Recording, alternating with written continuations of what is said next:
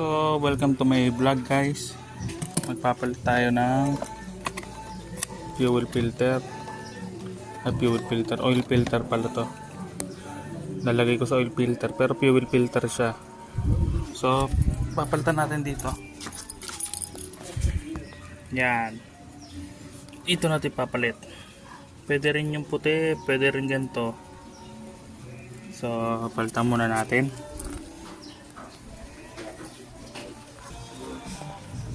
So, ito guys, nilagyan ko na sa teflon bago ko siya ilagay sa ano. So, tatanggal ko muna yung nakakabit doon. So, yan na.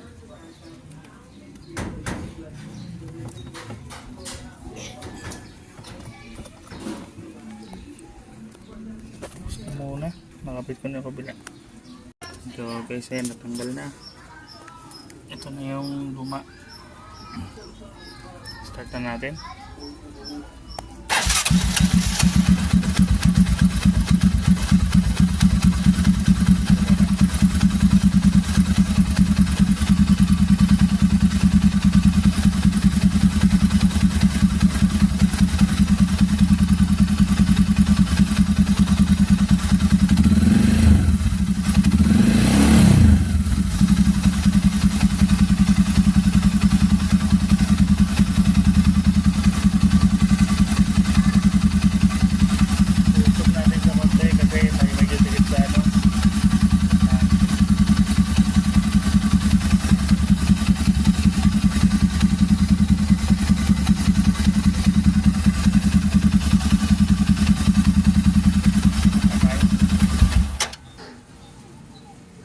So yan.